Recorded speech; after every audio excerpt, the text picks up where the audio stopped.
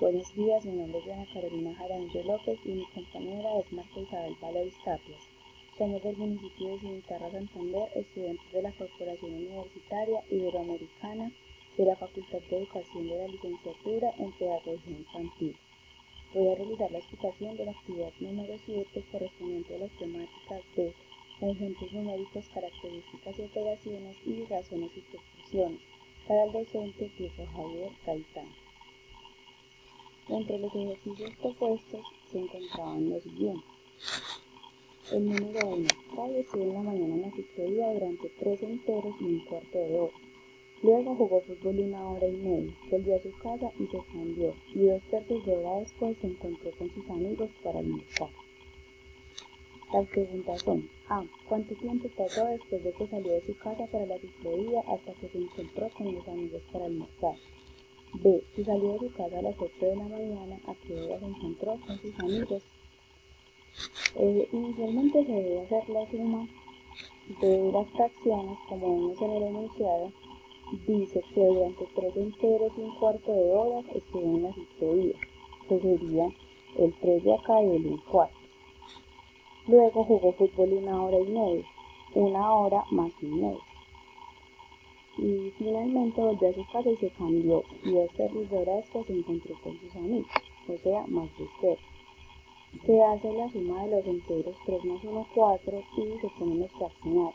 Posterior a esto se busca un mínimo con un múltiplo entre el denominador, que sería el 12 para los números 4, 2 y 3, y se hace la suma de fraccionarios. Entonces sería 12 por 4, 48. 12 dividido 4, 3. Por 1, 3. 12 dividido 6, 12 dividido 2 da 6. Por 1, 6. Y 12 dividido 3 da 4. Por 2, 8. Se hace la suma de fraccionarios y de 65 sobre 12. Haciendo la operación en la calculadora encontramos que sería 5,42 horas.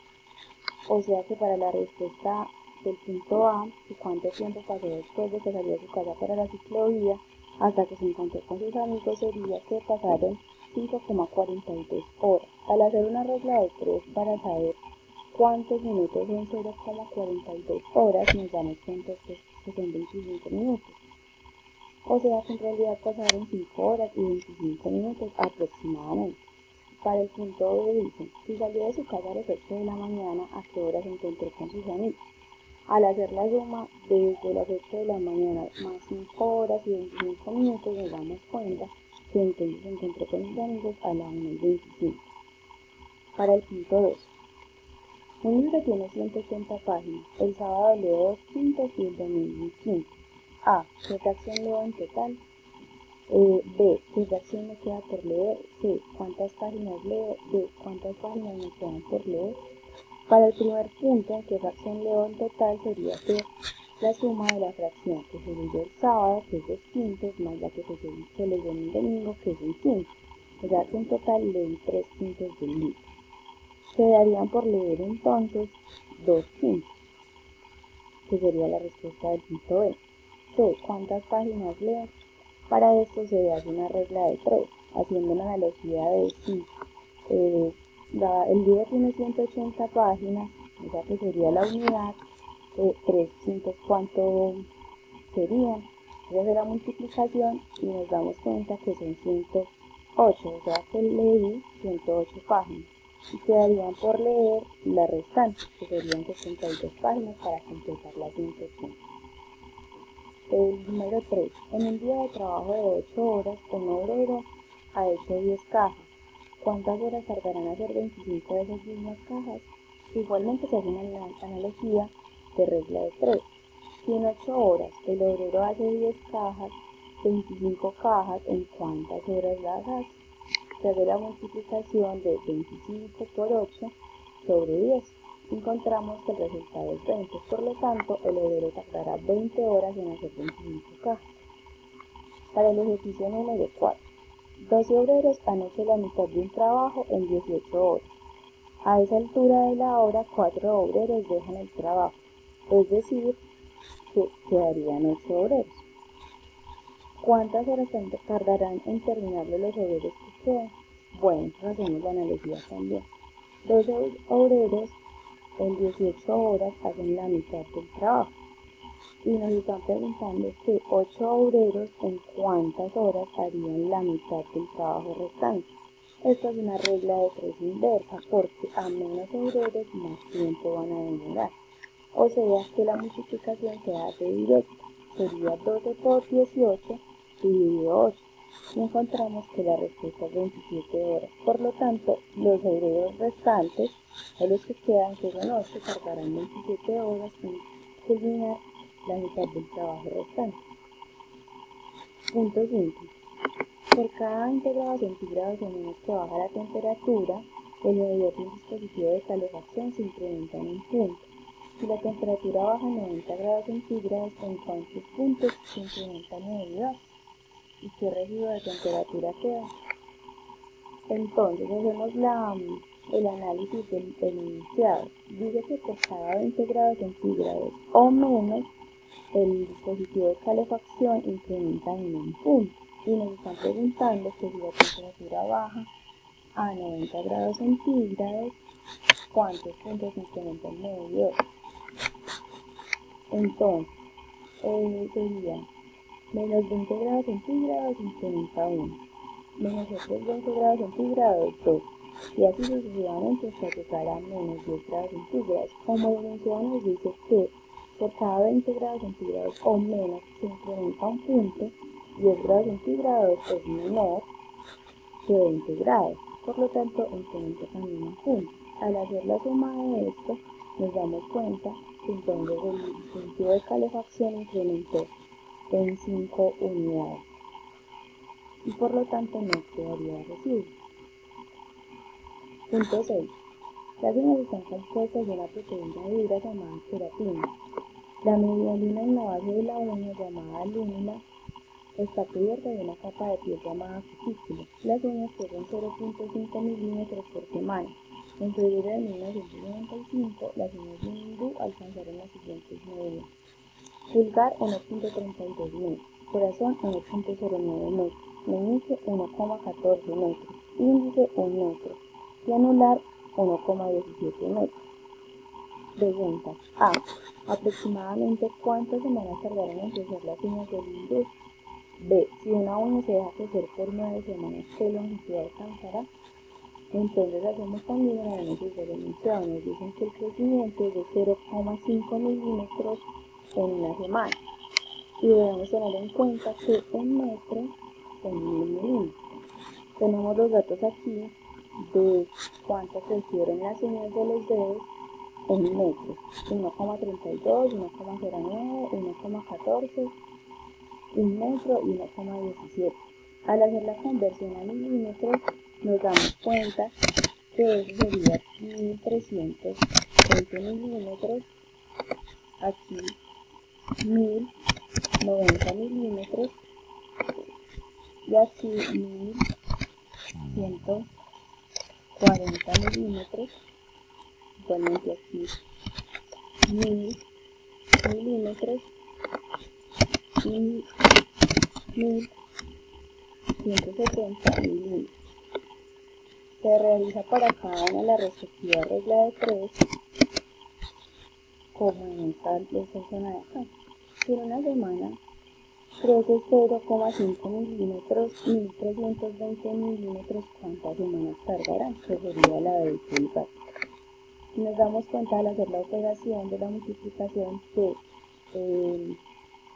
1320 dividido 0.5, que son 2640 semanas. Hacemos lo mismo para los demás dedos y nos damos cuenta que para el corazón son 2180 semanas, para el meñique 2280 semanas, el índice 2000 semanas y el anular 2340 semanas. Nos están preguntando en el punto A que aproximadamente cuántas semanas tardaron en crecer las uñas del hindú. Por lo tanto, debemos hacer un punto medio para saber el número aproximado. Hacemos la suma de todas las semanas, las dividimos entre 5 porque son 5 la cantidad de dedos que estamos analizando, y al hacer la división nos damos cuenta el promedio es de 2.288 semanas, lo que quiere decir que eso fue lo que tardó aproximadamente la uña de cada dedo en crecer. Para el punto B nos dicen, si una uña se deja crecer por 9 semanas, ¿qué longitud alcanzará? De la misma forma se hace un análisis con regla del 3. Si crece 0,5 milímetros en una semana, en 9 semanas, ¿cuántos milímetros crecerá? Al hacer la multiplicación, que sería 0.5 por 9, nos damos cuenta que crece 4,5 milímetros, lo que quiere decir que es la longitud alcanzada por la uña en 9 semanas. Punto 7. Los proteasomas son estructuras dentro de las células que describen proteínas. El peso molecular de un proteasoma es aproximadamente 2,52 por 10 a la 5 veces el peso atómico del oxígeno, el cual es igual a 1,99 por 10. A. Determinar el peso molecular de un proteasoma. Vamos a empezar primero por este ejercicio. Dice que el peso molecular de un proteasoma son 2,52 por 10 a la 5 veces el peso atómico del oxígeno, y el peso del oxígeno es 1,599 por 10. Al hacer la operación para determinar el peso molecular de un proteasoma, simplemente sería multiplicar 2,52 por 10 a la 5 por el peso del oxígeno, que es 1,599 por 10, o sea 252.000 por 15,99. Eso nos da un valor de 4.029.480, que sería el peso molecular del proteasoma. Para el punto B, si el peso molecular de una proteína es aproximadamente 9,398 por 10 a las 3 veces el peso atómico del carbono, el cual es 1,2011 por 10, encontrar la diferencia entre el peso de proteasoma y una proteína. Primero debemos encontrar el peso de la proteína, que sería también multiplicar 9,398 por 10 a la 3 por el peso atómico del carbono, que es 1,2011 por 10, o sea 9.398 por 12,11. Y esta operación nos da 112.879,362. Al hacer la diferencia, o sea la resta, sería 4.029.480 menos 112.879,372. Y nos damos cuenta que la diferencia es de 3.916.600,622. El último ejercicio. En el laboratorio de la sucursal principal se está estudiando una población de bacterias que crecen cada día. En la siguiente tabla se muestra la cantidad que había inicialmente y la cantidad de presente transcurridos 1, 2 y 3 días.